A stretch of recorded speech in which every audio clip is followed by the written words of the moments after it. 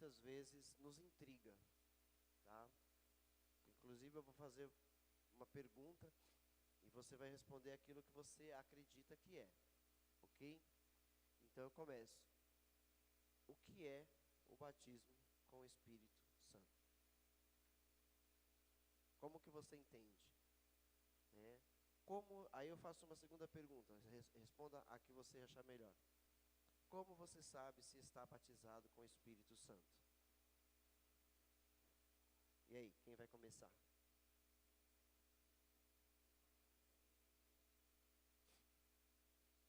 Eu quero que vocês digam aquilo que vocês acreditam, tá? Então, vocês vão passando o microfone aí. Como eu sei se sou batizado com o Espírito Santo? Ou o que é ser batizado com o Espírito Santo? Pastor, segundo essa aula que o senhor deu da outra vez que eu estava, Ah, você lembra, hein? Que bênção. a gente é batizado no Espírito Santo no momento em que a gente aceita Jesus. Quando o Espírito Santo entra dentro de nós. Não necessariamente quando falamos em línguas ou temos outras coisas assim. Esqueci como é que fala. Quem mais? E aí? Que eu não estava na aula, acredito que ela está falando, mas eu acredito também que seja no convencimento do Espírito Santo. Quando a gente passa a entender que somos pecadores e que precisamos se apegar ao Senhor. Quem mais? A vida da gente tem mudanças, isso é fato, com certeza. Mas assim, quem aqui ainda acha que o batismo no Espírito Santo, para ser batizado no Espírito Santo, é necessário falar em línguas? Quem aqui? Seja sincero, Paulo. Ser batizado no Espírito Santo, existe a necessidade de falar em línguas, porque seria uma comprovação de que está batizado no Espírito Santo. Mais alguém pensa assim? Então, é justamente essa a questão, né? Porque existem textos da Bíblia que, se interpretados apenas neles, se a gente buscar a interpretação apenas nesses textos, realmente a impressão que vai dar é que é necessário falar em línguas, ok? Se nós pegarmos, por exemplo, as primeiras conversões, a descida do Espírito Santo em Atos 2, nós vamos ver que os apóstolos, eles todos falaram em línguas, né? Agora, um detalhe que eu sempre falo, o texto não diz línguas estranhas, o texto diz idiomas, né? Mostra que aqueles apóstolos, cada um falou num idioma diferente, né? Porque tinham pessoas de todos os lugares, tinham judeus de todas as províncias, de todos os países ali, né? Que vieram para o dia de Pentecostes. Deus escolheu esse dia justamente porque haveria um ajuntamento, né? E aí no momento em que o Espírito Santo desce sobre aquele lugar, ele repousa sobre os apóstolos e cada um fala numa língua diferente. E aí há o questionamento entre os demais: eles não são todos galileus? Como eu ouço aquele falando no meu idioma, na minha língua? Aí o outro diz a mesma coisa, e aquele fala na minha, e o outro, e aquele na minha, e aquele na minha. E por fim, alguns galileus, judeus galileus, dizem: eles estão bêbados. Por que eles disseram? Porque para eles aquelas línguas era, que isso, que loucura, porque eles também eram galileus, não falavam outras línguas, né? Entendeu? Aí, no pentecostalismo, é dito que quando esses homens falam eles estão bêbados, é porque eles ficaram em movimentos, rodando. Começaram a rodar, começaram a sapatear, começaram a dançar, né? Não existe lógica para essa interpretação, né? Porque na sequência, Pedro toma a palavra e fala: ninguém aqui está bêbado, ainda são 9 horas da manhã, né? O que vocês acabaram de ver aqui foi o cumprimento da profecia de Joel, né? Derramarei do meu espírito sobre toda a carne, né? Então, ele está explicando a questão deles estarem falando em idiomas, em línguas diferentes. Ninguém estava agindo como bêbado nessa de cair, não, ninguém. Era porque eles falavam línguas diferentes, e aqueles galileus Falaram, tá tudo bêbado, falando nada com nada. Porque um bêbado muitas vezes fala nada com nada. Entendeu? Então, esse é o acontecimento inicial, que foi a descida do Espírito Santo. Depois, nós vemos, né, alguns mais, quando é levado a eles a palavra e fala sobre esse batismo, os apóstolos impõem as mãos e essas pessoas falam em línguas.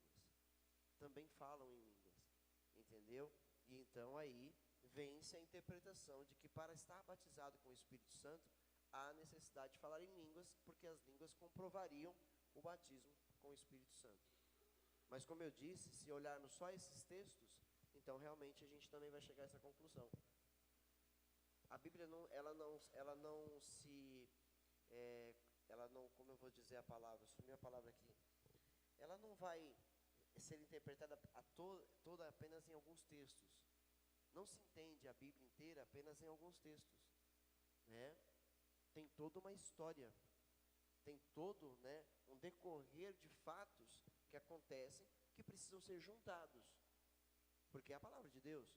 E quando juntados, aí a gente entende que acreditar que para estar batizado no Espírito Santo há necessidade de falar em línguas está totalmente, né, errado. É uma falha de interpretação, ok? Vamos abrir 1 Coríntios, capítulo 12, verso 13 em diante.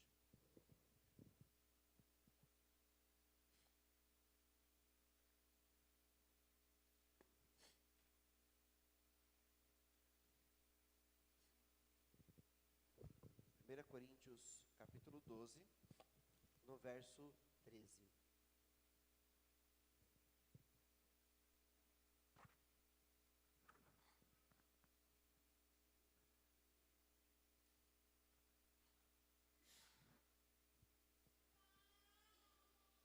É muito importante a gente entender isso.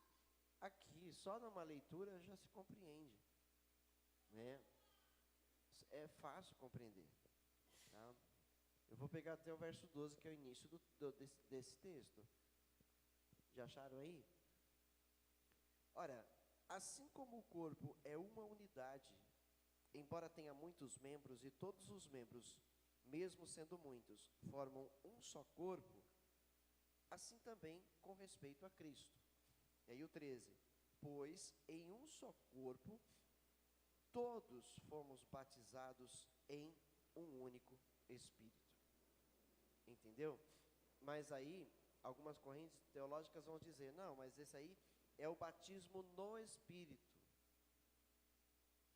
O batismo em línguas é o batismo com o Espírito. Esse é no Espírito. Então tem tudo isso que eles complicam, entendeu? Mas tudo bem. Quer judeus, quer gregos, quer escravos, quer livres, e a todos nós foi dado beber de um único Espírito. Entendeu? No Espírito, com o Espírito, beber de um único Espírito. Todas essas frases dizem respeito ao mesmo momento. O batismo com ou no Espírito. Tá certo? O corpo não é feito de um só membro, mas de muitos.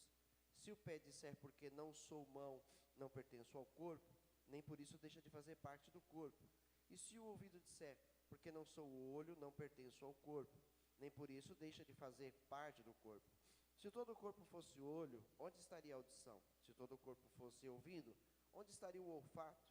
De fato, Deus dispôs cada um dos membros no corpo segundo a sua vontade. Se todos fossem um só membro, onde estaria o corpo? Assim, há muitos membros, mas um só corpo. O olho não pode dizer à mão, não preciso de você. Nem a cabeça pode dizer aos pés, não preciso de vocês. Ao contrário, os membros do corpo que parecem mais fracos são indispensáveis. E os membros que pensamos serem menos honrosos, tratamos com especial honra. E os membros que em nós são indecorosos, são tratados com decoro especial. Enquanto os que em nós são decorosos não precisam ser tratados de maneira especial. Mas Deus estruturou o corpo, dando maior honra aos membros que dela tinham falta, a fim de que não haja divisão no corpo, mas sim que todos os membros tenham igual cuidado uns pelos outros. Quando um membro sofre, todos os outros sofrem com ele. Quando um membro é honrado, todos os outros se alegram com ele.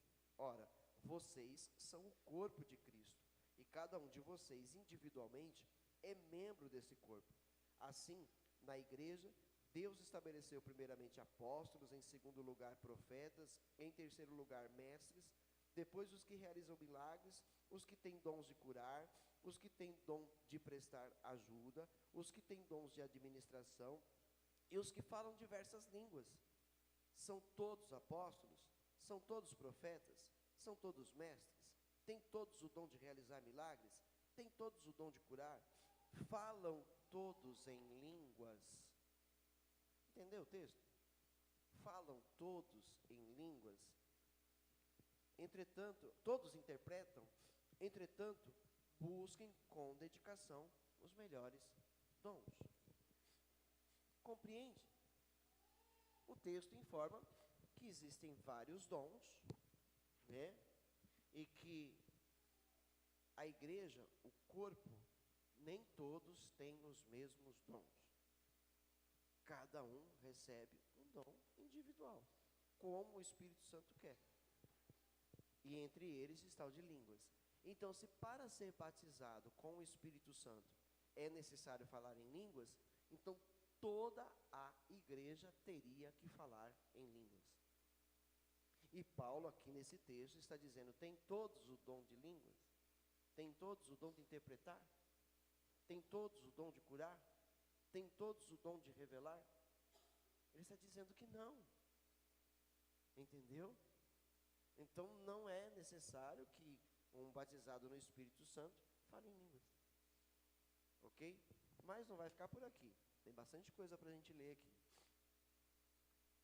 O versículo-chave é: pois em um só Espírito todos nós fomos batizados em um corpo, quer judeus, quer gregos, quer escravos, quer livres. 1 Coríntios 12, 13. Ok? O alvo dessa lição, verificar que o batismo do Espírito Santo é um ato exclusivo de Deus, que acontece no momento da salvação. Ok? Quando nós batizamos alguém nas águas, o que isso significa para a igreja? Você tem ideia? O momento do batismo nas águas, a igreja, no geral, ela é o momento em que ela recebe o membro, a pessoa, como membro da igreja. O batismo nas águas, quando alguém se converte, entrega a sua vida para Jesus, e depois ele desce as águas, enquanto ele não descer as águas, num geral, a igreja, ela não recebe essa pessoa como membro. Ela aceitou Jesus, mas ainda não está batizada nas águas. Então, ela ainda não é membro oficialmente do ministério. Agora, quando ela desce as águas, ou seja, ela está dando a certeza de que é o caminho que ela quer seguir, né?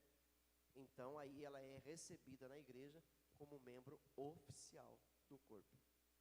Então, quer dizer, o batismo nas águas insere aquela pessoa ao corpo de Cristo, à igreja, de forma oficial. Entendeu? Entendeu? Então, o batismo no Espírito Santo, ou com o Espírito Santo, é o momento em que a pessoa que recebe Jesus está sendo inserida no corpo de Cristo. O Espírito Santo está inserindo essa pessoa no corpo de Cristo. Esse é o batismo. Entendeu? É isso que significa batismo. É inserir a pessoa. É a pessoa fazer parte, passar a fazer parte do corpo de Cristo. Ok? Vamos continuar aqui. Certamente esse é um assunto polêmico quando visto como uma simples experiência cristã. Ou seja, se for dessa forma olhado, como uma simples experiência cristã, ou seja, é a experiência de um crente, é a experiência de um ministério, é a experiência de pessoas. Se for olhar assim, né? Ou seja, aí vira polêmica. Não, eu não sou batizado. Você é batizado do Espírito, você não é. Ah, por que eu não sou? Porque você não fala em línguas. Então isso é questão de experiência. Uns têm, outros não. Uns falam, outros não. Então se olhar dessa forma, a coisa fica polêmica. Aí a pessoa fala, sai da igreja porque diz, Deus não me ama, porque eu não fui batizado com o Espírito. Por que que ele é, eu não sou? Entendeu? Muitas pessoas se frustram, muitas pessoas se acham menos importantes para Deus porque não falam em línguas. Porque o outro disse que só é batizado no Espírito quem fala em línguas. E Deus não faz acepção de pessoas. Deus não cria divisão entre pessoas. Ele une pessoas. Ele insere e diz, é um corpo. Ok? Então, de novo aqui, certamente é um assunto polêmico quando visto como uma simples experiência cristã e não como uma doutrina bíblica. O batismo no Espírito Santo é uma doutrina bíblica. A constatação de tal realidade é fácil quando se vê o número enorme de grupos e de perspectivas teológicas sobre o batismo com, pelo ou no Espírito Santo. Precisamos estar dispostos a estudar esse assunto sem colocar as tradições denominacionais como uma barreira à clareza bíblica. A editora tem a seguinte posição, né? A editora das revistas que nós estudamos aqui, respeitando os que pensam de outra maneira. Cremos no batismo com o Espírito Santo efetuado no momento da conversão a Jesus Cristo, pelo qual o crente é introduzido no corpo de Cristo, a igreja. Textos aí, pega a Bíblia. João 1, 33 e 34. Vou começar aqui pelo João. Tá, trouxe o óculos, João? Trouxe.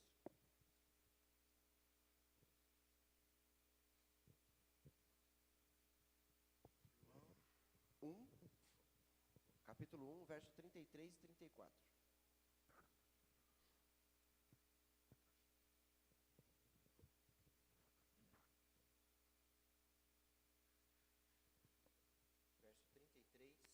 Verso 34.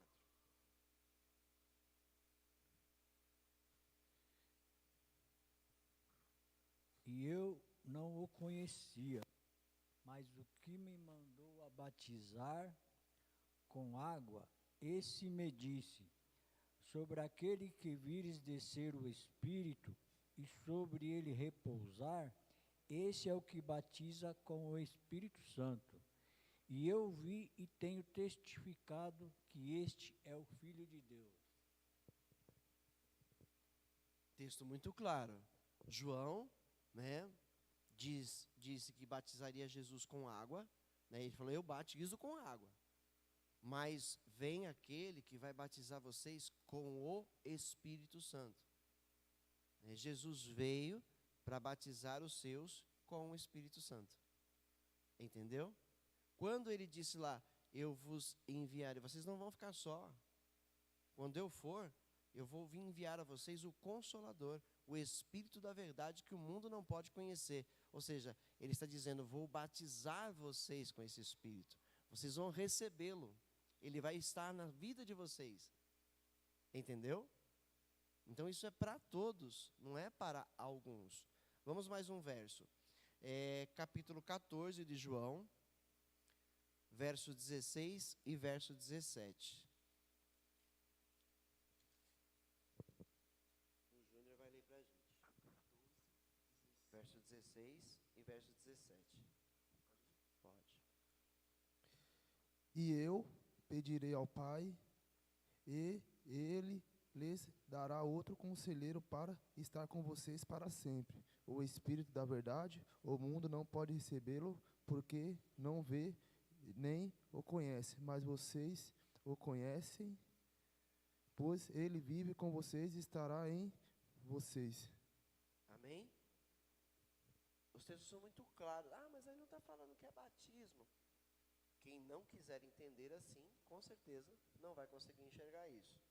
1 Coríntios 12, 12 e verso 13. Nós já lemos aí, mas vamos ler de novo, para ficar claro. 1 Coríntios, capítulo 12, verso 12 e verso 13. E esse eu acho que é muito revelador. Opa! Isso. Aí o verso 12 e o 13. Porque assim como o corpo é um e tem muitos membros, e todos os membros, sendo muitos, são um só corpo, assim é Cristo também. Pois todos nós fomos batizados em um Espírito, formando um corpo, quer judeus, quer gregos, quer servos, quer livres, e todos temos bebido de um Espírito. Isso é batismo. Foram batizados, receberam o Espírito. Ele inseriu todos no corpo de Cristo. Todos tornaram-se participantes, né, participantes de Cristo, pelo Espírito Santo. Gálatas 3:27. Gálatas 3, verso 27.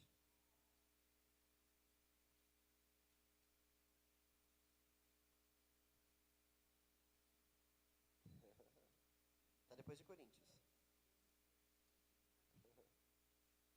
Terminou Coríntios, é Gálatas.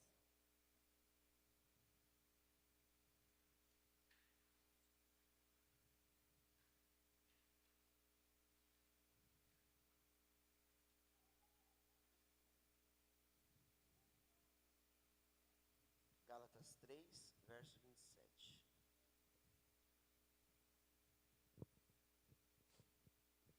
Porque todos quantos fostes batizados em Cristo, já vos revestistes de Cristo. Fomos batizados em Cristo, de Cristo. Quem fez isso? O Espírito Santo. Entenderam? Foi o Espírito Santo quem fez isso. E Efésios 1:13, depois de Gálatas.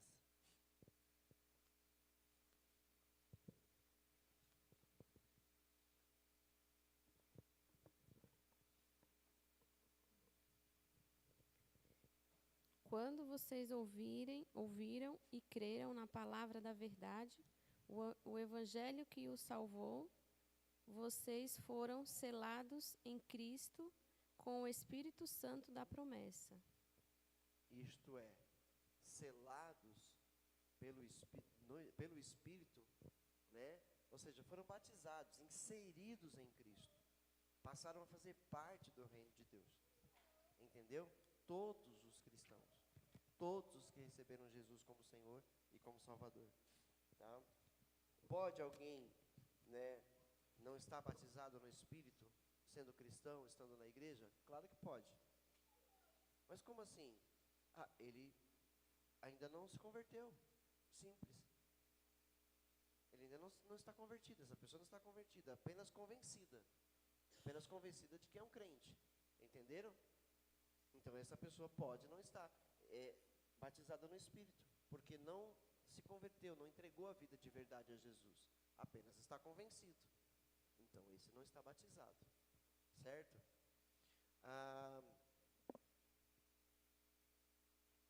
O ensino bíblico sobre o batismo com o Espírito Santo. Porque assim como o corpo é um e tem muitos membros, e todos os membros, sendo muitos, constituem um só corpo, assim também com respeito a Cristo. Pois em um só Espírito todos nós somos batizados em um só corpo, quer judeus, quer gregos, quer escravos, quer livres, e a todos nós foi dado de beber de um único Espírito. É a terceira vez que lemos o texto, 1 Coríntios 12, 13. A Bíblia ensina que o batismo do Espírito Santo é a obra pela qual o Espírito coloca o crente numa inseparável união com Cristo, fazendo-o membro do seu corpo espiritual, que é a igreja. Ou seja, quando alguém é batizado no Espírito, esse alguém agora torna-se inseparável do corpo de Cristo. Ele agora é parte do corpo de Cristo. Ele foi enxertado nesse corpo. Ele é membro desse corpo. Então agora ninguém pode separá-lo de Cristo. Paulo diz isso em Romanos capítulo 8. Né? O que é que pode nos separar do amor de Deus que está em Cristo Jesus? Aí ele coloca lá uma lista. Será isso? Será aquilo outro? Né? Será a morte? Será a vida? Será a altura? Será a profundidade? Será a perseguição? Será a espada? O que pode? Aí no final ele diz, né? Quem poderá nos separar do amor de Deus, né, que nos uniu em Cristo Jesus? Não pode mais. Não pode mais. A carta, ela é enfática em dizer que nada pode mais separar, né? Agora, é o que eu falei, se tem crente convencido e não convertido, ele vai continuar vivendo uma vida normalmente de pecado, sem temor algum. Agora, se ele é convertido, ele tem o Espírito Santo, porque ele foi batizado no Espírito, ele é parte do corpo de Cristo, ele não pode mais ser separado. Ele está inserido, ele está unido, ele está agora unido a Cristo. Não pode mais ser separado. Entendeu? Ou seja, ele ainda peca? Peca. Mas esse pecado não vai separá-lo? Não tem mais esse poder. Os pecados que a gente comete não tem poder para nos separar de Cristo. Eu estava lendo a carta de Romanos ontem, e há um texto há uma frase lá de Paulo que fica bem clara, né? Nós poderíamos ser separados de Cristo se nós estivéssemos vivendo sob a lei. Sob a lei nós estaríamos separados de Cristo. Mas por causa da graça, o dom maior de Deus para as nossas vidas, nem o pecado nos separa mais de Cristo. Tá? Isso não é para você sair por aí pecando, não é isso. Porque quem sai por aí pecando não sabe o que é ser de Deus. Quem sai por aí desenfreado de novo nos pecados, volta a beber, volta isso, volta aquilo, volta a prostituição, volta e está lá e, não, eu sou de Cristo e eu estou salvo. Não, isso aí não está salvo. Entende? Todo crente ainda peca, ou não? Todo crente ainda peca, mas esses pecados não têm poder de nos separar de Cristo. Eles foram perdoados na cruz do Calvário. A gente peca, mas não permanece no pecado. A gente peca, se arrepende, a gente está lutando para não fazer mais, para não errar mais. Aí conseguiu vencer aqui, derrapa ali. A vida do crente vai ser assim enquanto estiver na terra. Nenhum crente jamais vai poder bater no peito e dizer, parei de pecar, não peco mais, agora alcancei. Nenhum crente jamais vai poder dizer isso. O pecado só vai cessar, esses pecados, né, esses pequenos pecados, só vão cessar na vida do crente no dia da redenção. No dia em que nós somos transformados e recebemos um corpo novo na transformação. Aí acabou, não há mais pecado. Aí nós não pecamos mais, porque nós somos feitos corpos glorificados. Aí acabou. Mas enquanto isso não acontecer, nós continuaremos sujeitos a pecar. Nós derrapamos. Tem crente, o Rodrigo, que é diácono, congregava com a gente, dizia acidente de percurso. Acidentes acontecem, entendeu? Nós temos que entender, gente. Nossa, o pastor está pegando heresia. Heresia. Dizer que nós não podemos mais ser separados do amor de Cristo. Heresia. Romanos 8, para não ficar só no que eu disse.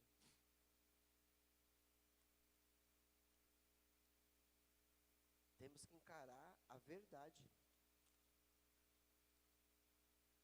Há consequências para os pecados que a gente comete? Há consequências. Nós estamos perdoados, nosso nome está escrito no livro da vida, nós somos salvos, mas os pecados que ainda cometemos aqui, porque não é possível não pecar, João escreveu na sua carta, né? Se alguém disser que não tem pecado, é um mentiroso, e faz de Deus um mentiroso, né? Todos ainda pecam, tá certo? Então pronto, né? Agora, existem consequências dos pecados. Porque aí entra Gálatas capítulo 6, verso 7. O que o homem plantar, ele colhe. Então, se você pecou, você vai sofrer as consequências desse pecado. Aqui, neste mundo. Entendeu? Oi. Desde que nós tenhamos uma vida real com Cristo, né? Porque o que vai dizer que somos salvos? O que vai dizer, né? O presbítero Carlos, acho que leu na última aula, se eu não me engano, né? Como saber se a gente realmente está salvo. Foi você, não foi, presbítero? Nós lemos um texto lá, né? Como saber se nós somos salvos, né? Aí nós lemos lá, se nós obedecemos os mandamentos de Jesus, se nós fazemos dos os mandamentos de Jesus à prática das nossas vidas, né? Então nós temos certeza, podemos ter certeza que somos salvos, entendeu? Agora, pecamos ainda pecamos, ok? Mas se nós amamos a Cristo, guardamos os seus mandamentos, colocamos em prática seus ensinos, porque se eu ouço a palavra de Deus e eu não pratico, então eu não sou salvo. Pode esquecer. Agora, se eu ouço a palavra de Deus e eu pratico a palavra, é porque eu sou salvo. E não é praticar uma coisa, não, essa aqui eu faço, essa aqui não. Ah, não, esse negócio de perdoar, eu faço isso, faço aquilo, mas perdoar, tem coisa que não dá para perdoar. Então, peraí, tem coisa errada na sua vida com Cristo aí. Entendeu? Então, tem que perdoar. Tem que praticar o perdão. Então, uma prática dos mandamentos de Jesus esclarecem que nós somos salvos. E se somos salvos, não vamos perder a salvação.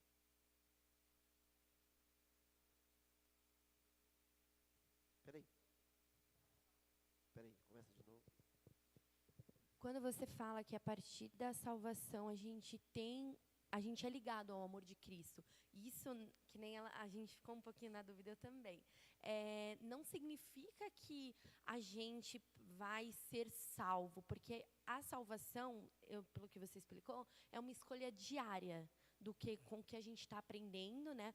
Conhecereis a verdade vos libertará, o que a gente aprende, né? Caminhando com Deus, e ao mesmo tempo o Espírito Santo está sempre no nosso coração testificando a verdade, e vai testificar quando a gente errar, quando a gente pecar, ele vai vir com aquele peso, tipo, tem alguma coisa errada, porque a gente está magoando o Espírito Santo. Então, é uma escolha diária, é uma construção, um relacionamento, uma construção do relacionamento com Deus, que é o que Ele quer.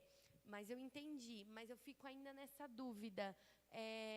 Tudo bem, quando a gente caminha, a gente quer agradar, quando a gente ama alguém, a Deus, é um relacionamento que a gente constrói.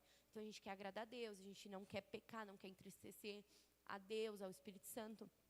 Mas, uma pessoa batizou, escolheu, criou aquele elo para sempre, o amor com Deus, mas a pessoa desvia, no sentido de desviar, que é forte, né? Desviou o caminho, mas porque não escolheu mais seguir o caminho de Cristo. Escolheu fazer tudo. Tá ligado? Tá falando tudo hoje. Amém.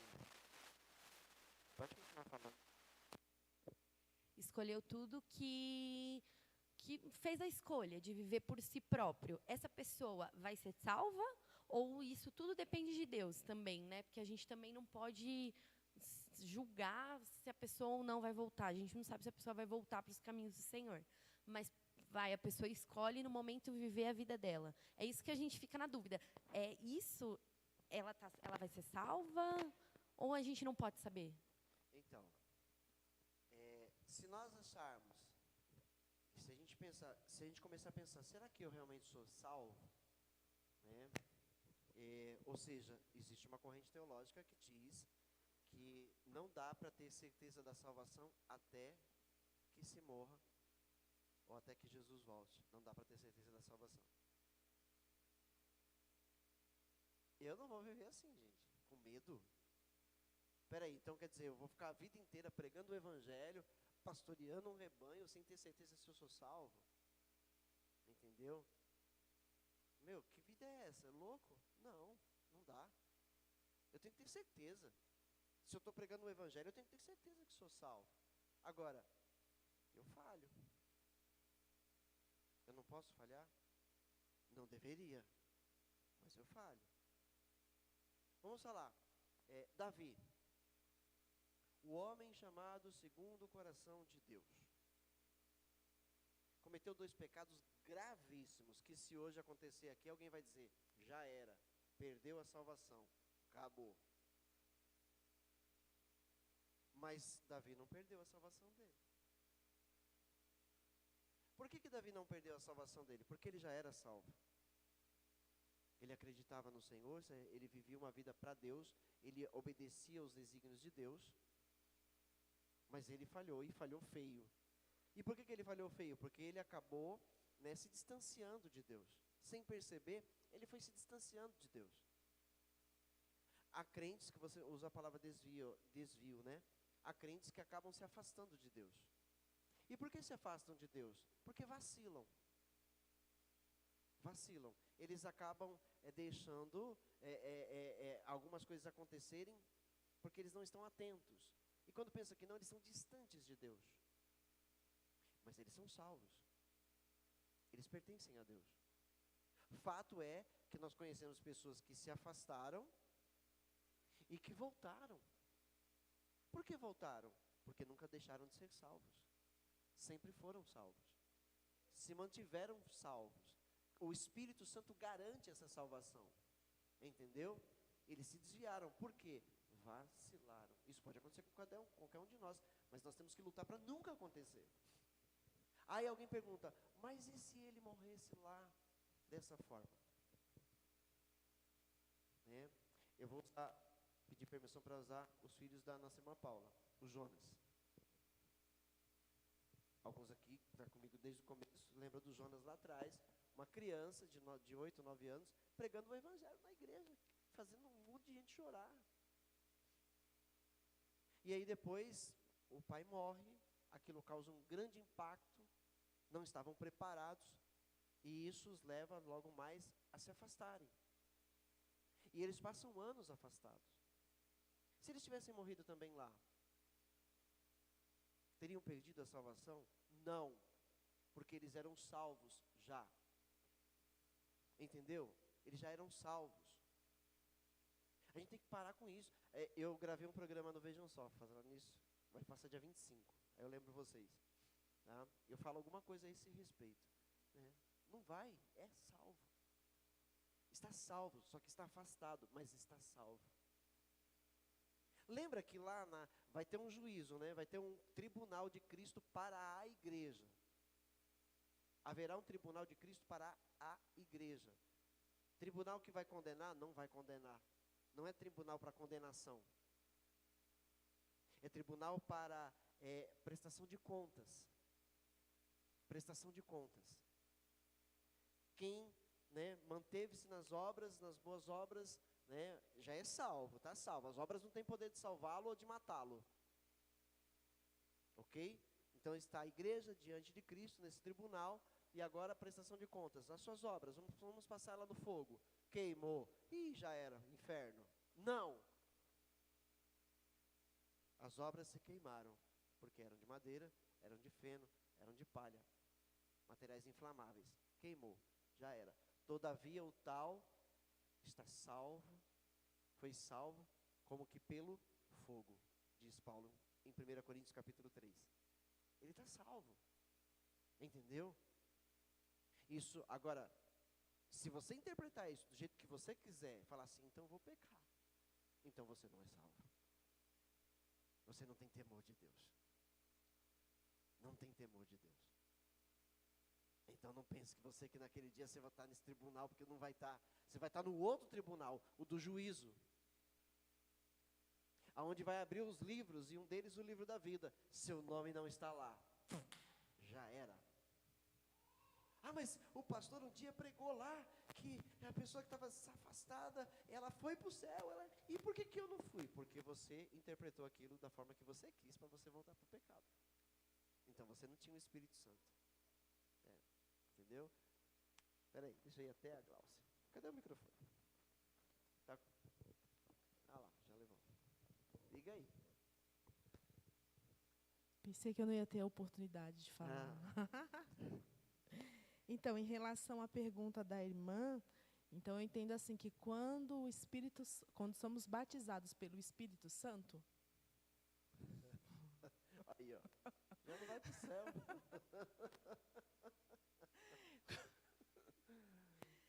nós recebemos também a certeza da nossa salvação.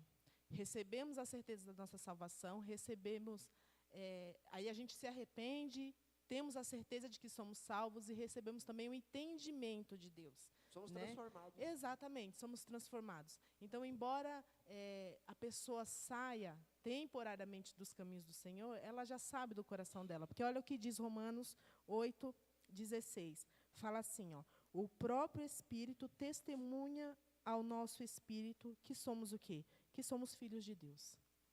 Então, isso é uma verdade que não muda.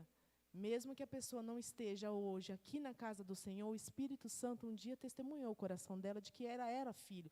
E o Senhor não volta com a sua palavra. Então, se somos filhos, somos herdeiros de Deus e co-herdeiros com Cristo. Então, essa verdade não muda, porque ele foi convertido, ele foi transformado. Agora, é diferente se a pessoa só convencida, está aqui por oba-oba, ela realmente não entregou a sua vida para Cristo. Ela não teve ali o convencimento, ela não vive uma vida transformada. Então, essa pessoa, certamente, quando ela se afastar, ela não volta. E se ela morrer, ela não ganhou a salvação dela. Mas aquele que é verdadeiramente reconheceu a Cristo como o único e verdadeiro Salvador, se converteu, se transformou, este aí não está perdido, ele está salvo. Muito boa colocação. E assim, deixa eu colocar uma coisa legal aqui. Por exemplo, quando eu era novo convertido, eu ficava com medo, porque eu falava assim, e se eu morrer na hora que eu tiver cometido um pecado? Acabou. Eu ficava, meu Deus. Aí eu tinha medo. Se eu pecar, pequei. E se Jesus volta agora? E se, sabe? Pensa, se você estiver acabado de cometer um pecado e Jesus te chamou, ele voltou. Você vai para o inferno? Seus pecados estão perdoados lá na cruz do Calvário, entenda. Seus pecados estão perdoados na cruz do Calvário. Não lhe dá o direito de continuar pecando, mas você vai pecar. É impossível que alguém saia daqui hoje e não peques mais. Não cometa nenhum tipo de pecado. É impossível. É impossível. Por quê? Porque nós estamos num corpo de natureza pecaminosa. Mas o Espírito Santo refreou isso em nós quando nos salvou. Ele mortificou o pecado original, ele matou esse pecado, ele está mortificado dentro de nós, mas existem pecados que a gente ainda comete. E a gente tem que lutar, porque por que existe a palavra de Deus? Por que as cartas, elas são disciplinares? Por que está dizendo, não entristeçam o Espírito Santo de Deus, do qual vocês foram selados? Não serão selados, foram selados. Né? Elas são disciplinares, elas estão nos disciplinando para a gente não voltar àquela velha vida. Falharemos, mas estamos sendo constantemente disciplinados para sempre nos manter vivendo a nova vida que Cristo nos deu. Entendeu? Então elas nos disciplinam. Voltando a Davi, que eu não concluí. Davi, homem segundo o coração de Deus, foi lá e cometeu 2 pecados gravíssimos, né? Adultério seguido de suicídio. E aí já era para Davi? Não. O Senhor amava Davi e havia já selado Davi. Ele não estava selado com o Espírito Santo ainda, né? Porque Jesus ainda não tinha vindo. Mas Davi já era parte dos contados como salvo. Ele é salvo. Temente a Deus, mas falhou feio. Veja que Deus não desistiu dele. Se Deus tivesse desistido dele, já era, acabou. Mas não, o Senhor Deus levanta um profeta, o profeta vai até ele, conta aquela historinha, e aí pede o veredito do rei, e o rei diz, esse homem tem que morrer, então, meu senhor, meu rei, este homem é o Senhor. E o que acontece com Davi? O homem desaba. Ele desaba. Porque ele compreende que é ele realmente que fez aquilo. E aí ele muda as vestes. Ele tira suas vestes reais e veste pano de saco. Ele fica na porta do palácio. Ele jejua, não come mais. E Deus fala para ele que a criança que está no ventre da mulher não vai sobreviver. E aí ele clama, ele ora, se arrepende, a criança realmente não sobrevive. Mas ele mantém a sua vida, ele volta a sua vida com Deus. Ele voltou a sua vida com Deus. Entendeu? Então, quer dizer, se acontecer hoje a mesma coisa, que não deve, nós estamos alertados já. Mas se um desatento, um desavisado, comete algum tipo de pecado, né, considerado grave, né, ele perdeu a salvação? questionável. Se ele é salvo, ele perdeu a salvação? Ah, mas se ele é salvo, ele jamais vai cometer um pecado desses. Quem somos nós para conhecer o coração do homem? Entendeu? Nós não somos juízes. Deus é o juiz.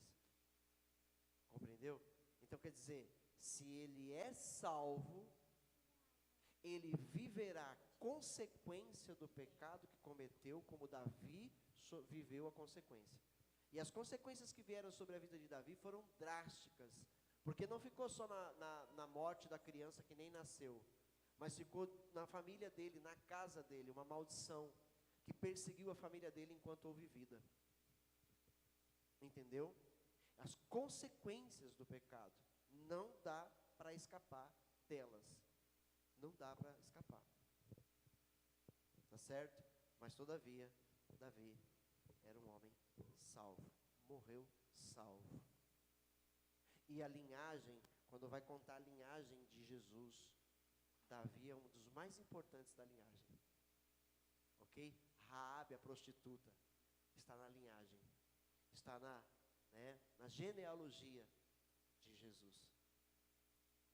Tá?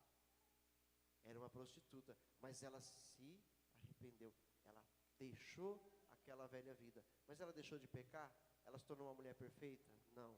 Maria, que foi a mãe de Jesus, era uma mulher perfeita, sem pecados, para poder conceber, ter Jesus concebido no seu ventre. Ela tinha que estar sem pecados, 100% zerada sem pecado. Bom, se ela tivesse 100% zerada sem pecado, ela poderia ser a nossa salvadora.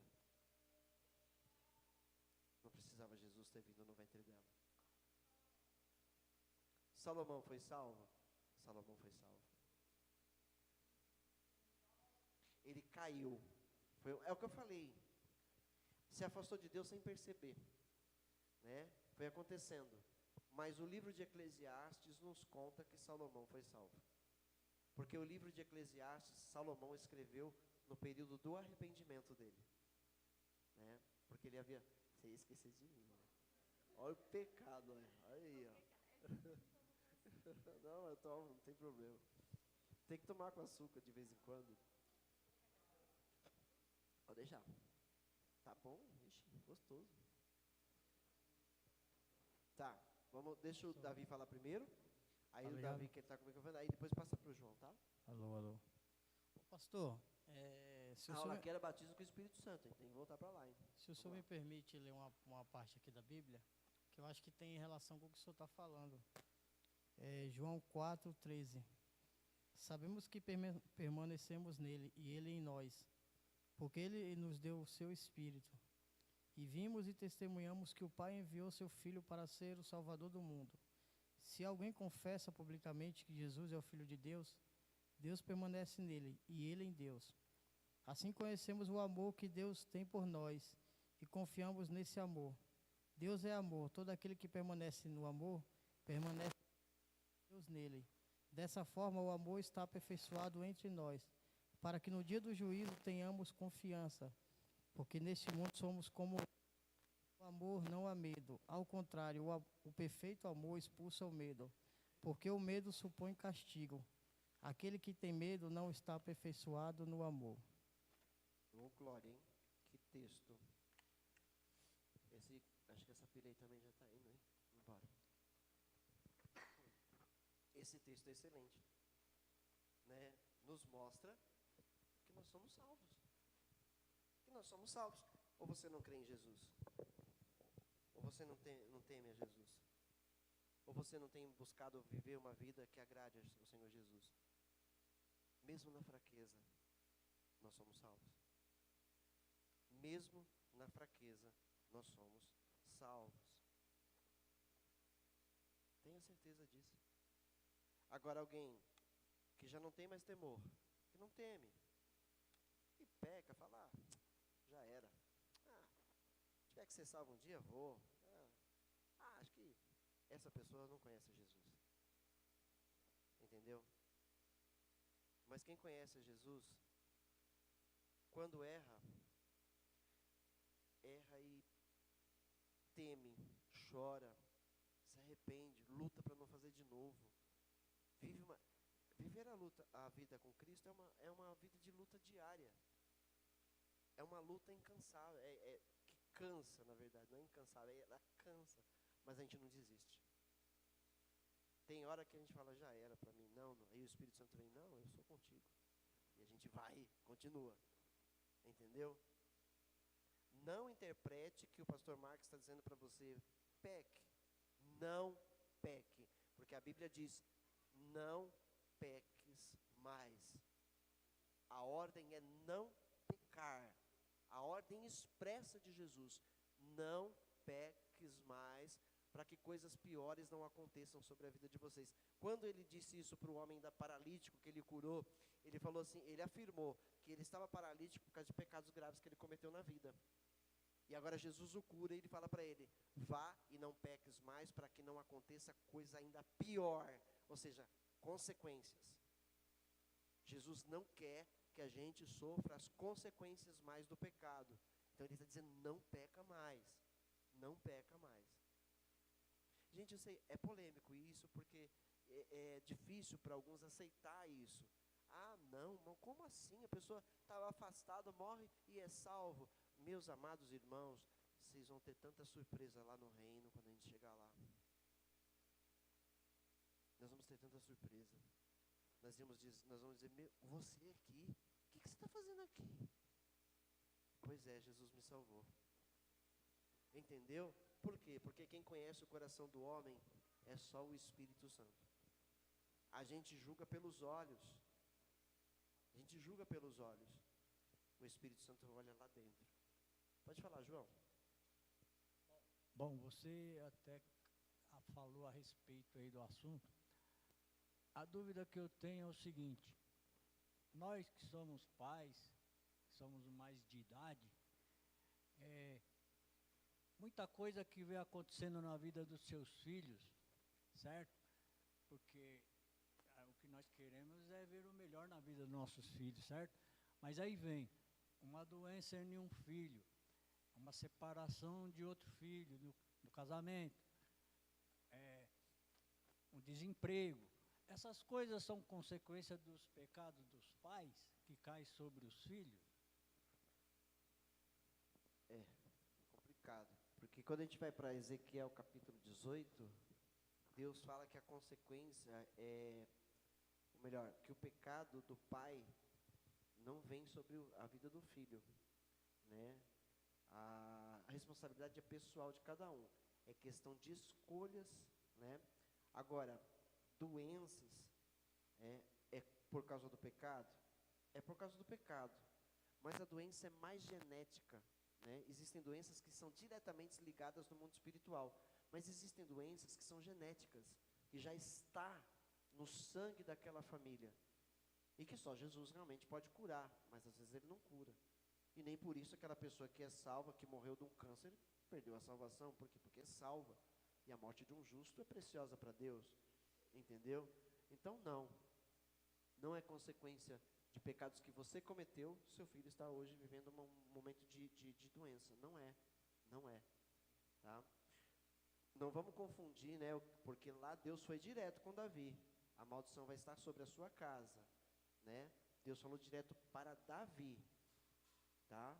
Vai estar sobre a sua casa, mas quando você vem em Ezequiel, ele fala, a responsabilidade é pessoal, tá? Ali Deus, ele determinou um castigo para Davi, mas aquilo não é uma doutrina, tá? Não é uma doutrina, tá? Mas e lá Êxodo 20, o pecado vai até a terceira e quarta geração daqueles que odeiam o Senhor, daqueles que são idólatras, né? Mas o Senhor Deus tem misericórdia até 1000 gerações daqueles que o amam. Ou seja, quem não é convertido sofre realmente com esses problemas, mas quem é do Senhor quebra-se maldições. Por quê? Porque Jesus levou as maldições na cruz do Calvário. Ele levou as maldições da gente na cruz do Calvário. Então eu me converti aqui, quebrou essa maldição. Essa maldição foi quebrada, porque eu me converti a Jesus. Está quebrada essa maldição. Mas e meu filho? Genética. Lembra a questão genética no sangue? É por causa do pecado também, mas é uma coisa genética. Não tem a ver com a maldição. Entendeu? Que Jesus já levou na cruz do Calvário. Amém? Presbítero Carlos quer falar alguma coisa? Vocês pegam a Bíblia, vocês olham aqui, a Renata quer falar. Leva lá o microfone para nós, por favor. Quando eu vejo pegando a Bíblia, olhando aqui, gente, fala aí.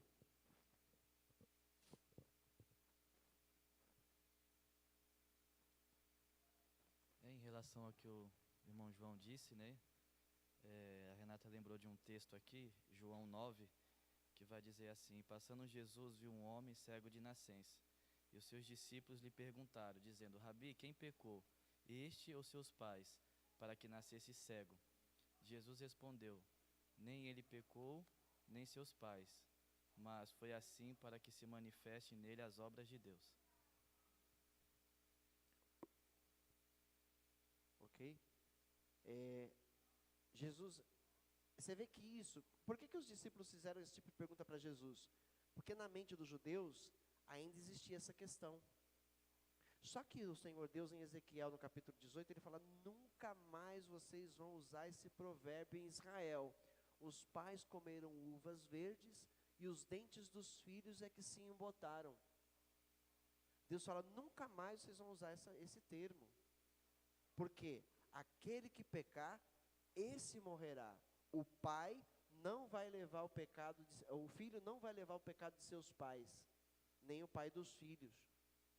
É bem claro esse texto lá, né? Aquele que pecar, esse morrerá. Se o ímpio se converter dos seus maus caminhos, tudo que ele fez lá atrás lhe será perdoado. Agora, se o justo se desviar do caminho justo que vivia, todo o bem que ele fez dali para trás não vai ser lembrado. Entendeu? Ou seja, é totalmente pessoal.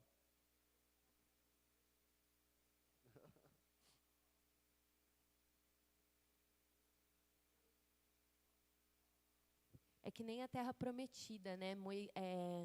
Eu fiquei pensando, né, conversando esses dias, que Moisés não herdou a Terra Prometida, vamos voltar lá, mas ele foi salvo, só Sim. não herdou por desobediência naquela, né, pela arrogância. Mas também eu fiquei imaginando assim, eu não sabia, né, que eu não fui a fundo dessa história, mas no discipulado, eu conversando com a pastora, os filhos herdaram do pessoal que não mesmo viu milagres, mas mesmo assim não herdou pela desobediência e porque pecaram contra Deus, né? Então os filhos herdaram a Terra Prometida. Então ali a gente já tem um exemplo que não é pelos pecados dos pais, mas a gente leva isso, porque tanto que eu fui numa igreja antes de voltar para cá, e eu fiz numa apostila, a gente fez um estudo sobre maldições hereditárias, quebrando correntes, uma coisa assim. E aí foi isso, e eu fiquei muito nisso, acreditando que tudo que eu vivo é maldição dos meus pais. E aí entrou muito essa questão e me deixou bem aflita, mas eu fiz esse estudo lá com o pastor, com o irmão que estava dando esse estudo através, né, da apostila, da Bíblia, sobre o Espírito Santo. A gente aprendeu sobre várias coisas, mas eu tive que fazer, tipo, sei lá, uma limpeza espiritual, que tipo, você tem que lidar com os traumas, sei lá, uma coisa, era bem... Cura interior. Cura interior. Mas eu não vou falar que não fez bem para mim, porque foi algo que também eu me vi quebrando, né, coisas que eu imaginava também. Não foi algo também que veio em vão. A tudo que a gente passa, a gente tem que pegar as coisas boas, e é que eu não queria levar para frente essa visão que hoje um pouco me abriu um pouco, porque depois dali, aí que eu acreditei, eu falei: nossa, então eu estou vivendo a maldição dos meus pais. Tipo, aí eu acreditava nessa coisa de terceira e quarta geração. Falei: será que a minha geração quebrou isso? Porque ninguém da minha família é batizado, a não ser meu pai, mas tipo, todo mundo vive o mundo, né? Então, eu falei: será que pelo menos eu quebrei da minha parte para frente do meu filho? Então, meio que agora é muita coisa, é muita informação. Em Cristo Jesus, todas as maldições são quebradas, não há necessidade de fazer quebra de maldição. Entendeu? Não existe necessidade de fazermos aqui vamos fazer uma campanha de quebra de maldição, porque tem pecados na sua vida que você ainda está vivendo por causa da família, por causa dos antepassados. Não existe isso. Êxodo capítulo 20 diz, né, que a maldição que alcança a terceira e quarta geração é a maldição da idolatria. Vai lá no texto, idólatras, entendeu? Essa é a sentença de Deus para idólatras. Mas quando alguém se converte no Senhor, entregou sua vida para Jesus, toda e qualquer maldição é quebrada, porque Jesus levou na cruz do Calvário. Aí eu estou já uma vida, 20 anos com Jesus, quase 30 anos com Jesus, não tenho que fazer quebra de maldição, porque tem pecado na minha vida ainda, coisas que eu estou vivendo, que com certeza é alguma maldição. Então eu não creio em Jesus, meu Deus do céu. Então, o momento da minha conversão, eu me converti numa igreja onde o pastor com 40 anos de pastorado, declarou no altar agora que conhecia Jesus, por causa desse negócio de quebra de maldição. Eu desanimei totalmente. Meu Deus, eu estou fazendo o que aqui 3 anos? Meu pastor, 40 anos no evangelho, disse que agora que conheceu Jesus Cristo, por causa desses negócios aí de quebra de maldição e cura interior, meu Deus do céu, ele fez o que 40 anos? Então se enganou? Enganou as pessoas? Né? Não. O poder é de Deus, é espiritual. No momento da conversão, o Espírito Santo vem e limpa, cura, quebra as maldições pelo nome de Jesus, o sangue derramado na cruz. Acabou. Eu só preciso me apoderar disso agora, entender isso agora. E esse é o papel da igreja, é ensinar esse caminho para o povo. Ensinar, olha, a sua vida agora é nova, você está em Cristo, né? Renega essas coisas, isso daí já não faz mais parte da sua vida. Aí nós vamos aprender na palavra. Não.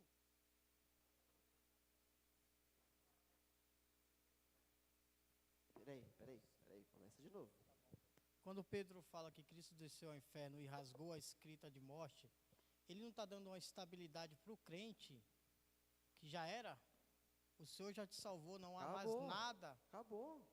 Não há mais condenação. Sim. Não há, é Romanos 8, gente. Romanos 8. Portanto, agora já não há condenação para os que estão em Cristo Jesus. Porque por meio de Cristo Jesus, a lei do Espírito, o Espírito Santo de vida, me libertou da lei do pecado e da morte. Quebrou. Acabou. Salvos. Aí ele vai continuar. Porque aquilo que a lei fora incapaz de fazer por estar enfraquecida pela carne, Deus o fez enviando o seu próprio Filho à semelhança do homem pecador, como oferta pelo pecado, e assim condenou o pecado na carne, a fim de que as justas exigências da lei fossem plenamente satisfeitas em nós, que não vivemos segundo a carne, mas segundo o Espírito. Quem vive segundo a carne tem a mente voltada para o que a carne deseja, mas quem vive de acordo com o Espírito tem a mente voltada para o que o Espírito deseja. Não tem nada a ver com os pecados que você comete. Porque você não vive mais com a sua mente voltada para esses pecados. Você não vive mais com a sua mente voltada para o mundo, para as coisas carnais dessa terra. Você agora vive para Deus. Você congrega, você vem à igreja, você vem a uma escola bíblica, você participa de um culto, você está sempre ouvindo porque você quer viver sua vida para Deus, você está se esforçando para fazer o que Deus quer. Ou seja, você vem aqui para quê? Para ser instruído, você quer ser instruído no Senhor, você quer crescer em Cristo Jesus. Então isso significa que a tua mente está voltada para Cristo. Entendeu? Sua mente está voltada para Cristo. Então não tem nada a ver com que, puxa vida, ontem, meu Deus do céu, acabei falando que não devia, julguei uma pessoa, pequei, vou para o inferno. Não, você não vai para o inferno. Só muda essa questão na sua vida. Isso tem que ser página virada. Abandona isso, porque senão você vai sofrer consequências disso. E a consequência não é perder a salvação. Porque a salvação não vai ser perdida.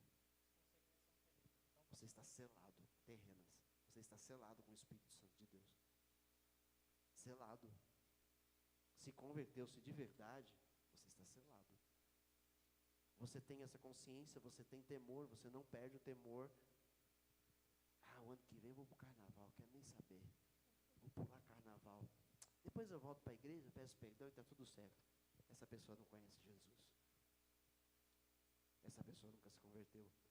Ela se engana. Hebreus capítulo 6, experimentou, né? Está aqui com a gente, né? Veio, experimentou, foi iluminado pela palavra da verdade, mas recaiu. Parábola do semeador. Terra, ou melhor, semente que caiu entre pedras. Cresceu um pouquinho, mas morreu quando não havia terra para crescer a raiz. O sol aqueceu, morreu, né? Ou entre os espinhos, a preocupação com as coisas lá de fora. Ah, não, a igreja não dá, não, esse negócio de vida santa, não, eu tenho muitas coisas para cuidar na minha vida. Entendeu? Pessoas que conheceram, que experimentaram, que foram iluminadas pela verdade, mas recaíram. Ou seja, o mundo foi mais importante, as coisas do mundo são mais importantes, seus sonhos são mais importantes. Então essas pessoas tiveram a oportunidade, porque Hebreus 6 diz que elas foram iluminadas. Não diz que foram salvas. Não está dito lá, foram salvas. Não, foram iluminadas, experimentaram, mas recaíram. Portanto, não foram salvas. Tá certo? Vai chegar a revista nova, eu queria continuar aqui, mas não vai dar. Então, nós vamos ter que ter uma outra oportunidade para a gente continuar. Tá? Mas, dentro do capítulo 8 ainda, eu quero ler mais um pouco para você, de Romanos. Versículo 6. A mentalidade da carne é morte. Só pensa nas coisas que a levam à morte. Só pensa no pecado. Só vive o pecado. A mentalidade dela é só morte. Mas a mentalidade do Espírito é vida e paz. Verso 7. A mentalidade da carne é inimiga de Deus, porque não se submete à lei de Deus, nem pode fazê-lo. Quem é dominado pela carne não pode agradar a Deus. Não pode agradar a Deus. Entretanto, vocês não estão sob o domínio da carne, mas do Espírito. E se de fato o Espírito de Deus habita em vocês, e se alguém não tem o Espírito de Cristo, não pertence a Cristo. Tem pessoas que estão na igreja, mas não pertencem a Cristo. Não estou falando da igreja do Deus eterno, estou falando da igreja no geral. Tem pessoas que estão na igreja, mas não pertencem a Cristo. Porque elas não estão por causa de Cristo, e sim porque querem satisfazer seus desejos terrenos e carnais. Tá? Mas se Cristo está em vocês, o corpo está morto por causa do pecado, mas o Espírito está vivo por causa da justiça. E se o Espírito daquele que ressuscitou Jesus dentre os mortos habita em vocês, aquele que ressuscitou a Cristo dentre os mortos também dará vida a seus corpos mortais por meio do seu Espírito que habita em vocês. Portanto, nós estamos vivos, porque o Espírito Santo nos dá essa vida. Portanto, irmãos, estamos em dívida, não para com a carne, para vivermos sujeitos a ela. Pois se vocês viverem de acordo com a carne, morrerão. Mas se pelo Espírito fizerem morrer os atos do corpo, viverão. Porque todos os que são guiados pelo Espírito de Deus são filhos de Deus. Pois vocês não receberam um Espírito que os escravize, para novamente temerem, mas receberam o Espírito que os adota como filhos, por meio do que clamamos Abba Pai. Ou seja, Ele não nos escraviza. Ai, será que eu sou salvo? Ai, meu Deus, eu pequei, será que eu vou para o inferno? Isso é escravidão. Isso é escravidão. Isso é uma prisão. Entendeu? Viver com essa dúvida, sou, não sou, salvo, não salvo, meu Deus, isso é escravidão, isso é prisão. Salvos, porque eu amo Jesus, eu creio em Jesus, eu creio na sua palavra, tenho me esforçado para andar na presença de Deus a cada dia. Falhei, mas não desisti, falho, mas não vou desistir, eu vou alcançar de Deus em Cristo, pelo Espírito Santo, eu vou alcançar uma vida que mais agrade a Deus do que a minha própria carne. É uma luta diária. Quem está em Cristo vive uma luta diária. É uma guerra espiritual. Guerra, batalha espiritual é vivida aqui dentro, ó, aqui dentro. Nós temos que, por isso a palavra de Deus, por isso a disciplina, né? Para nós nos alimentarmos de Deus, para inclinarmos o nosso espírito para Deus. Se você para de congregar, se você para de ouvir, se você para de orar, se você começa agora a viver do seu jeito lá fora, você está pendendo para a morte, porque você está alimentando a carne. Ela vai ganhar força, está ganhando força, entendeu? Mas se você é salvo, vai tomar uma queda lá fora feia, se está assim, vai tomar uma queda feia, vai sofrer, vai comer o pão sim que o diabo amassou, como diz o ditado, para entender que não é mais essa vida que Deus tem para você. Percebe as pessoas que se afastaram? E que muitas já voltaram e estão firmes? Porque Deus não desistiu delas. Ele as comprou com o seu sangue. São propriedade dele. Ele não vai dar para o diabo. Ele não vai deixar o diabo levar embora. Entendeu? Amém? Continuar lendo aqui, para a gente terminar. Pois vocês não receberam o Espírito. O 16. O próprio Espírito testemunha ao nosso Espírito que somos filhos de Deus. Você se sente filho de Deus? Filha de Deus, você se sente? Se alguém começar a falar que você é filho de Deus, que nada, você não vai ficar revoltado com isso? Porque você sente, você tem certeza. O Espírito Santo testifica, você é meu filho. Você é minha filha. Não somos bastardos. Deus está dentro de nós dizendo, vocês são meus filhos. É por isso que a gente, ainda com pouca força, ainda se arrasta para andar com Deus. Alguns se arrastam. Alguns estão se arrastando, por quê? Porque são filhos de Deus, porque se não fosse, não se arrastava mais não, estava no mundão lá. Estava no mundão já tinha desistido de tudo. Mas porque é filho de Deus, ainda que fraco, ainda que se arrastando, se mantém buscando. Entendeu? Porque é filho. E se continuar assim, o Espírito Santo vai fortalecendo, fortalecendo, fortalecendo, fortalecendo, até o momento que esta chama que está bem fraquinha, ela incendeia outra vez, e o fervor, né, da fé vai estar aí de novo no coração. Entendeu? Se somos filhos, então somos herdeiros. Herdeiros de Deus e co-herdeiros com Cristo, se de fato participamos dos seus sofrimentos, para que também participemos da sua glória. Considero que os nossos sofrimentos atuais não podem ser comparados com a glória que em nós será revelada. A natureza criada aguarda com grande expectativa que os filhos de Deus sejam revelados, pois ela foi submetida à inutilidade, não pela própria escolha, mas por causa da vontade daquele que a sujeitou, na esperança de que a própria natureza criada será libertada da escravidão, da decadência em que se encontra, recebendo a gloriosa liberdade dos filhos de Deus. Sabemos que toda a natureza criada geme até agora com dores de parto. E não só isso, mas nós mesmos que temos os primeiros frutos do Espírito, gememos interiormente, esperando ansiosamente nossa adoção como filhos, a redenção do nosso corpo. Pois nessa esperança fomos salvos. Viu? Não está completado ainda, né? Ainda não somos o que havemos de ser. Ainda não somos o que havemos de ser. Está dizendo aqui, pois nessa esperança fomos salvos. A nossa esperança é que esse dia vai acontecer. Nós vamos ver Deus transformar os nossos corpos, né? Nós vamos, né, ver o Espírito Santo, nós vamos ver o Senhor Jesus nos ares, né, nos chamando, nós vamos ver. É o dia em que isso se completa, porque nós somos salvos para isso. Fomos salvos para a redenção. Quem espera por aquilo que está vendo? Mas se esperamos o que ainda não vemos, aguardamo-lo pacientemente. A gente não desiste.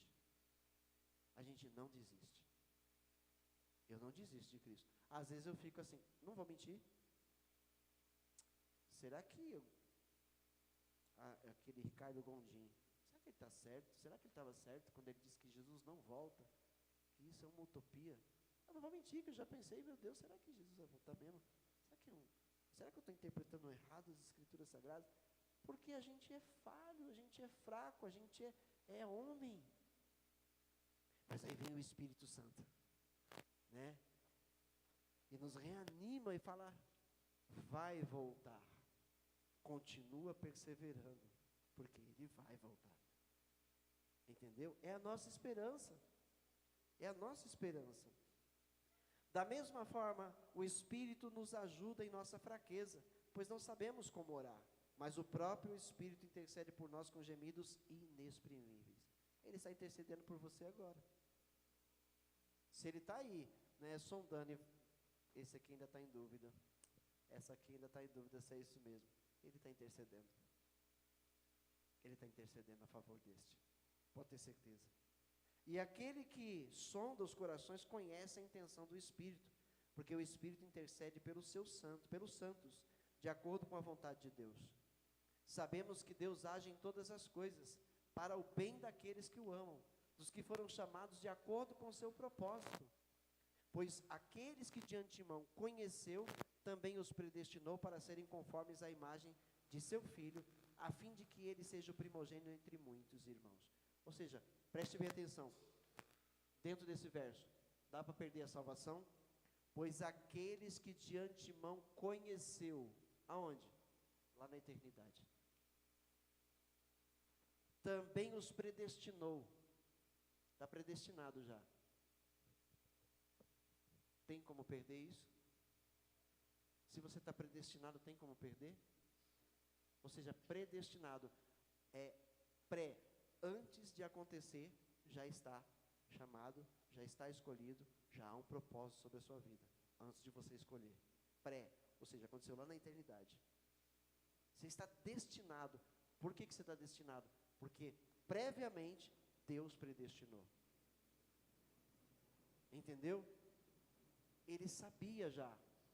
Ele te viu. Ele te conheceu antes de você ser criado por Ele. Ele conheceu você antes dele mesmo te criar.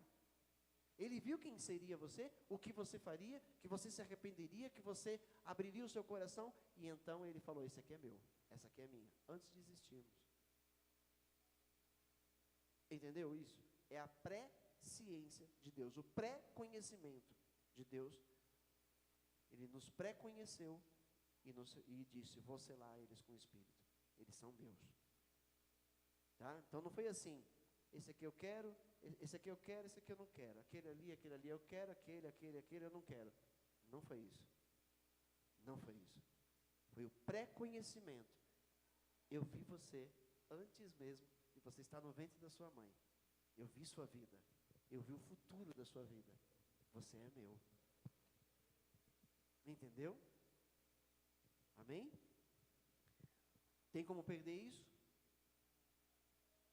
Não tem. Aí um dia alguém lá, todo mundo lá no reino, no momento que nós somos arrebatados, estamos com o Senhor Jesus. Você tinha dito que não tinha, mas aquele lá foi para o inferno. Ó. E aí?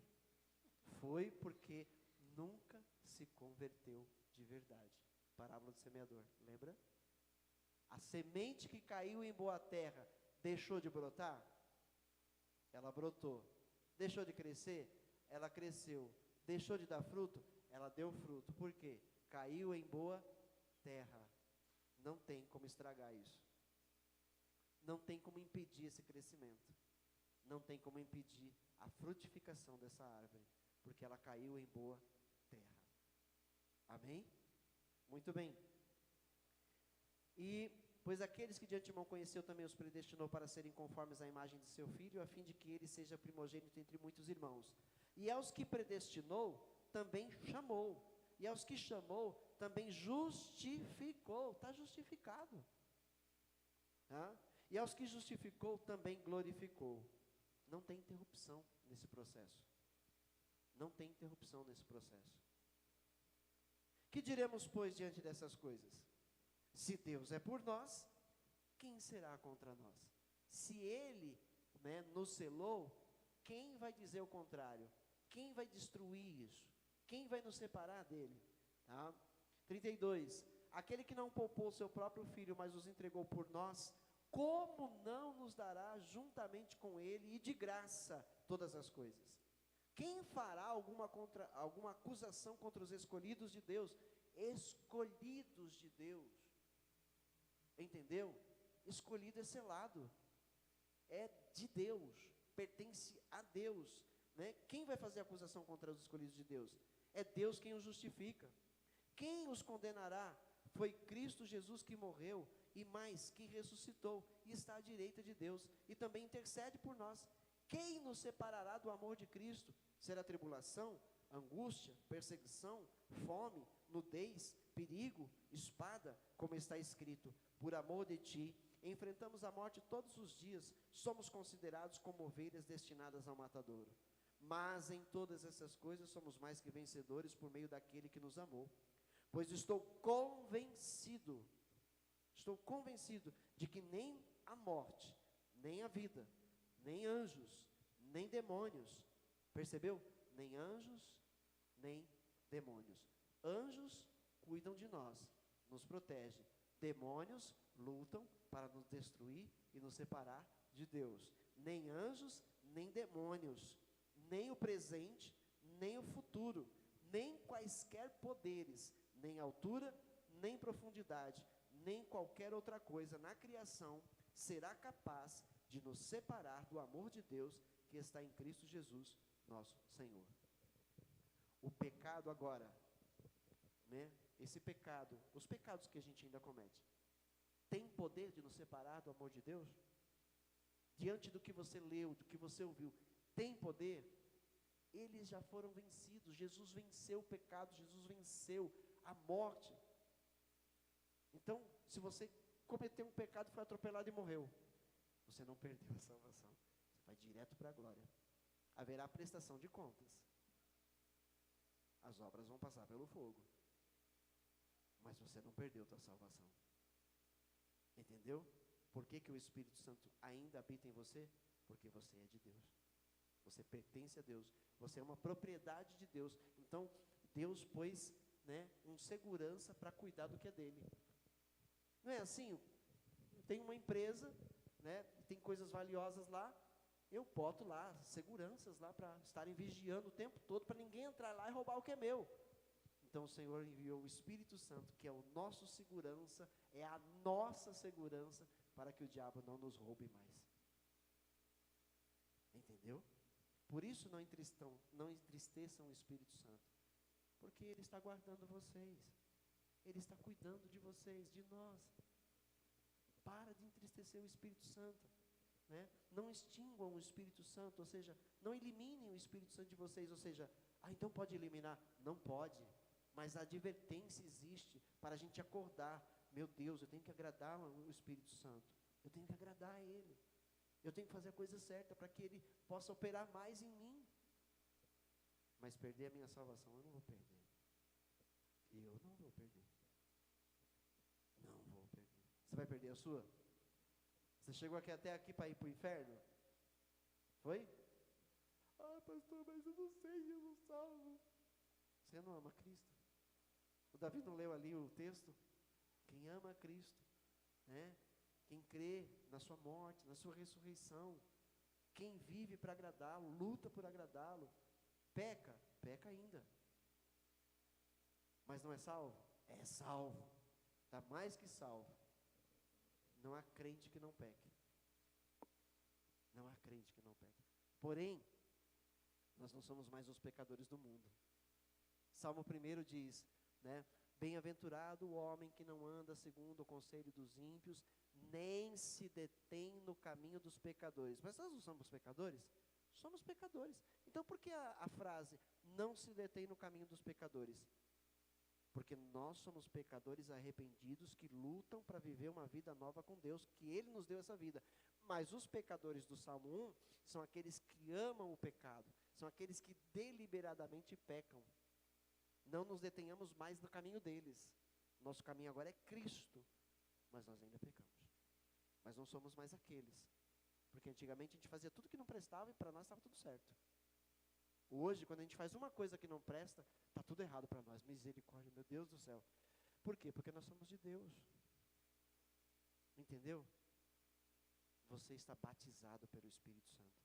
Ele batizou você. Ele inseriu você no corpo de Cristo. Você é membro desse corpo agora. Você não pode mais ser separado dele. Amém? Se ficou alguma dúvida, depois adiante, a gente continua aí na lição que eu só comecei. Fala, João, pega o microfone. Isso. Bem-aventurado que não anda no conselho dos ímpios, né? Nem se detém no caminho dos pecadores, nem se assenta na roda dos escarnecedores. Ou seja, o ano que vem no carnaval, eu não vou para o carnaval. Por quê? Porque lá é a roda dos escarnecedores, né? Aí tá lá o bloquinho evangélico no carnaval, tá lá uma escola de samba evangélica no carnaval, no meio dos escarnecedores. Não. Não podemos fazer isso. Amém? Porque esse mundo não nos pertence. A nossa pátria é celestial. Vamos ficar de pé? Agradecer ao Senhor.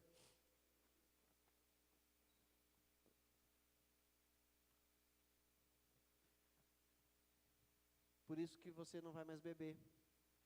Por isso que você não vai mais tomar um vinho, não vai mais tomar um uísque, né? Por quê? Porque tudo isso leva à roda dos escarnecedores, não é? Começa a beber um pouquinho, perde o controle e já começa a zombar também. Então, é por isso. Amém? Aí o crente fala, não, mas na Bíblia não diz que não pode beber. Aí ele bebe. Bebe na frente dos outros, bebe no bar, bebe na esquina, bebe na viagem, bebe ali. Por quê? Porque diz que pode beber. Entendeu? Mas essa não é a nossa vida mais. Amém? Isso para todo e qualquer tipo de pecado, né? Não que beber seja, mas dependendo de como e onde é pecado. Ok? Pai, nós te agradecemos por esta aula, nós te agradecemos pela tua palavra que foi lida e que foi esclarecida pelo Espírito Santo aqui. Senhor, que não haja mais dúvidas no coração dos salvos quanto à salvação. Que não haja mais dúvidas, Senhor. Nós somos filhos do Senhor, somos comprados pelo sangue de teu Filho Jesus, somos propriedade exclusiva sua, e o diabo não tem mais direito sobre nós. Senhor, sim, ainda pecamos, mas não é mais a nossa vida. Não voltamos mais à velha vida. Não praticamos mais a velha vida, Senhor.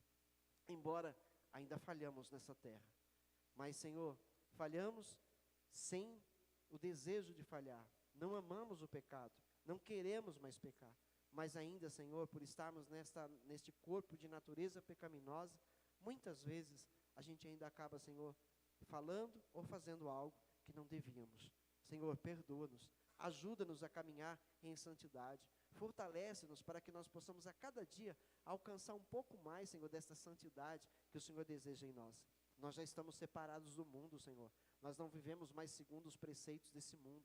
Somos santos porque nós não vivemos mais segundo esses preceitos. Não vivemos mais de acordo com a vida dos que estão lá fora. Não, Senhor, não compartilhamos, meu Pai, das coisas que eles vivem, Senhor. Não nos misturamos mais, Senhor, embora ainda pequemos. Mas, Senhor, somos santos por estarmos separados desse mundo. E pedimos ao Senhor a tua ajuda, que o teu Espírito Santo continue nos ajudando, nos instruindo pela tua palavra, que o desejo no nosso coração não cesse de buscar, de querer mais de ti, que a sede, meu Pai, continue existindo, para que nós possamos sempre estar na sua casa, para que nós possamos sempre estar bebendo, Senhor, do mesmo Espírito, sempre bebendo dessa palavra, sempre nos alimentando dela, para estarmos de pé, Senhor, para estarmos, meu Pai, na caminhada, para chegarmos até o final dela, louvando e exaltando o teu santo nome. Oro por aqueles que estão, por um momento, afastados, que estão lá fora, que ainda, Senhor, por falta de conhecimento, por não terem sido amados devidamente, muitas vezes, por a igreja sem sabedoria, Senhor, ter machucado pessoas assim, e essas estão lá fora, Senhor, afastadas de Ti, mas não perderam o temor, Senhor, não voltaram, Senhor, àquela velha prática, Senhor, não amam o pecado, mas ainda estão lá, meu Pai, no mundo. Senhor, em nome de Jesus, resgate-as, Senhor, traga-as de volta, Senhor, aquilo que estiver ao nosso alcance, nós que conhecemos pessoas assim, possamos, meu Pai, contribuir para trazê-las de volta, porque a Tua palavra declara, Senhor, que se nós trazemos de volta um desses que estão no pecado, Senhor, uma multidão de pecados vão ser perdoadas dessa pessoa, e